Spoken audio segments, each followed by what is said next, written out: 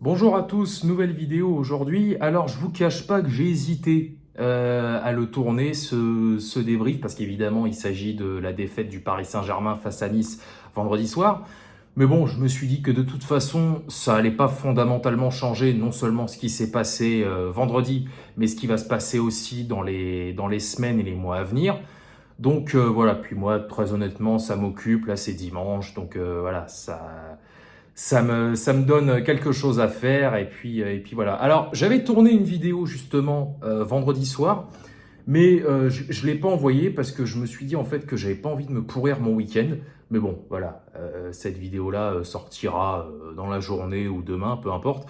Et donc voilà. Donc première défaite parisienne face à Nice vendredi soir au Parc des Princes, 3-2. Et alors, celle-là, elle me met dans une colère, vous n'avez pas idée. Déjà que le début de saison est loin d'être resplendissant, hein, parce qu'il y a eu 2 victoires face à Lens et face à Lyon. Là, c'est les 2 dernières journées. Mais enfin bon, c'est quand même une équipe de Lens qui est, et même les deux, hein, Lens et Lyon sont complètement amorphes. 2 matchs nuls très décevants face à Lorient et Toulouse. Et là, voilà, une défaite. Alors, on a quand même du bol parce que Lille a fait match nul face à Rennes. Là, il y a Monaco qui joue face à Lorient en ce moment. La dernière fois que j'ai jeté un œil, il y avait un partout. On verra à la fin du match.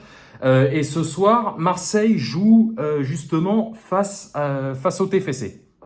Donc là, cette défaite, elle me met, mais putain, je suis dans une colère. Vous avez pas idée. Alors.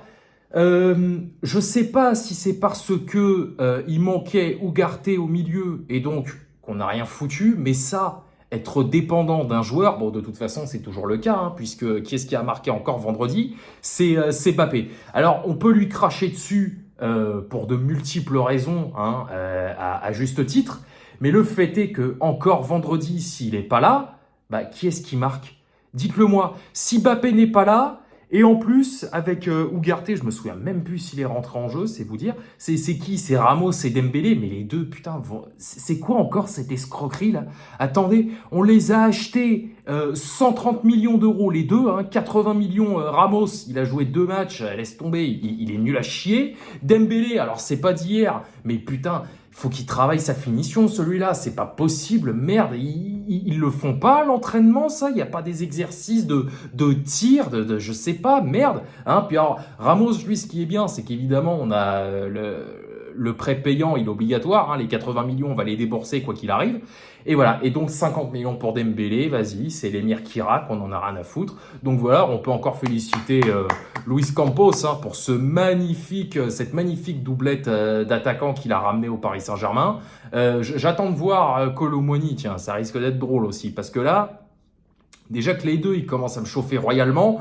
Je me demande ce que ça va être quand Kolo Muani va commencer à jouer. Et Asensio blessé, pareil, bravo Luis, hein, magnifique. Heureusement qu'on l'a eu gratuitement celui-là, parce que si on avait dû débourser du pognon, c'était évident. Hein. Asensio, je me demande si s'était pas fait les croisés lui un moment au Real Madrid. Mais bon, on s'est dit, tiens, EHPAD Saint-Germain, allez vas-y, ramène Asensio, c'est pas un problème.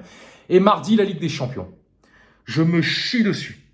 Je me chie dessus de savoir ce qui va, pour savoir, enfin, en attendant le match de mardi. Parce que ça, c'était couru d'avance. On a perdu, nous, vendredi. Et je l'avais dit après le match, il y a un monde parallèle où Dortmund se réveille, là, Dortmund qui a battu Fribourg hier après-midi, Dortmund se réveille, et mardi, on prend une déculottée comme on n'a jamais prise en Ligue des Champions. Enfin, quasiment pas, j'exagère à peine, hein, voilà.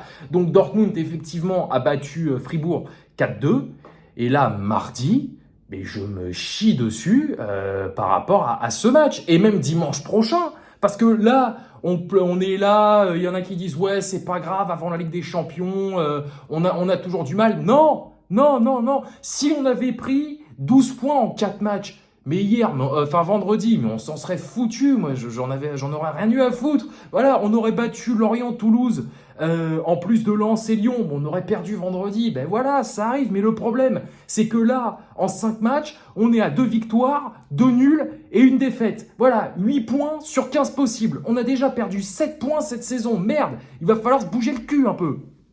Hein? Faut pas déconner. Donc là, voilà, mardi, j'ose même pas imaginer ce qui va se passer. Si on doit prendre, bon, de toute façon, je l'ai déjà dit, hein, la poule de Ligue des Champions, on la passera pas.